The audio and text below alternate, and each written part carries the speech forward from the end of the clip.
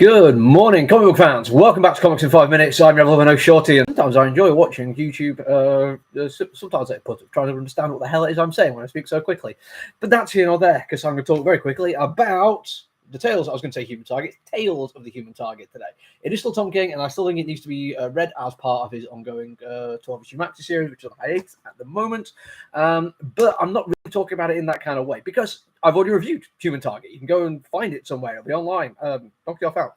I'm trying to review this as something that's like kind of different, and it means talking about his form and his structure for it rather than the actual story, because it is still kind of a story and there's still elements of that in there. And you know my feelings on it. You know my feelings after write it. Tom King as a writer. We're going to start by talking about the art though, because this is three different stories. It's basically the premise is that Ice is going and having a conversation with three different people about how they know the Human Target and what they can tell her about him. And each of them has its own artist.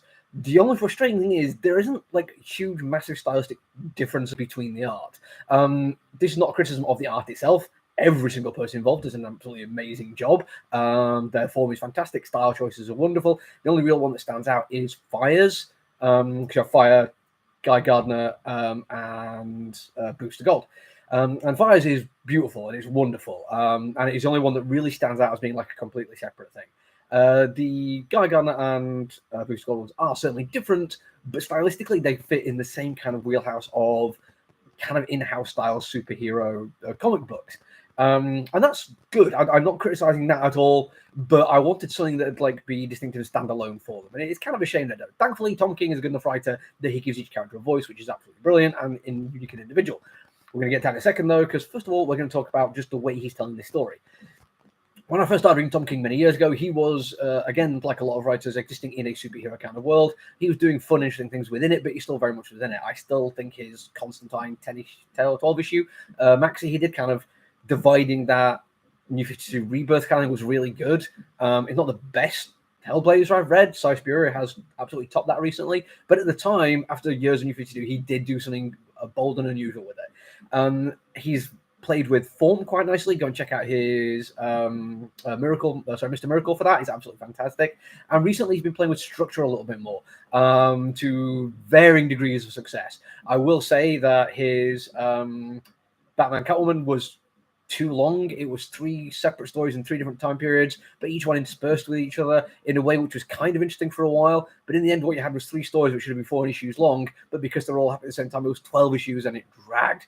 Then he did Batman Killing Time, which was less issues and a much more tightly controlled story, jumping around different time periods but of the same story, and that worked a hell of a lot better. This is three different stories and they are constantly breaking and interrupting each other. There doesn't feel to be much of like a way that it makes sense the breaks happen when they do and why they come in and out. It does just feel like he made a choice to tell these three stories in this way, and it does work quite nice for him.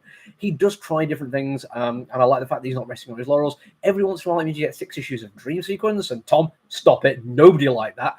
But he also did some really, really cool things, and I can't really complain about the fact that he's trying stuff like that. I'd rather that than just sticking with it.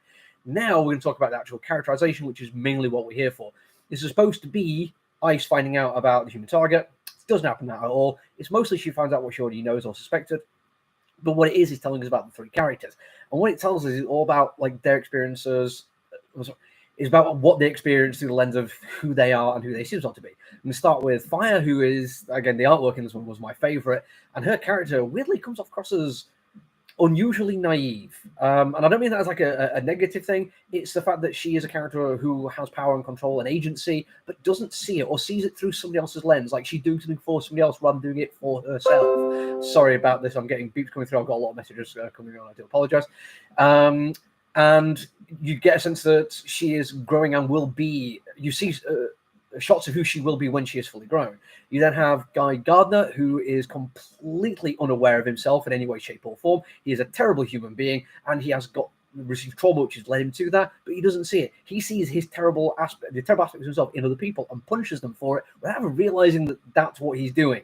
He just sees it as badness in other people and never, ever looks closely at himself. And you've got Booster Gold, who absolutely looks within himself all the time, constantly. It's all he ever does. But he doesn't realize that he's not the hero in the story, or that he's not doing a good job. He simply is the epitome of self-aggrandizement, and it is possibly the hardest of the three to actually read. It's so cringy, but it's also really well written. It does a very good job. Tom King picks these characteristics and puts them on display in a way that we get to see them as the reader, or as Ice would as our avatar within the comic book, but also really never letting the characters actually see who they are, and they just carry on blindly and obliviously. It's brilliant. I love it.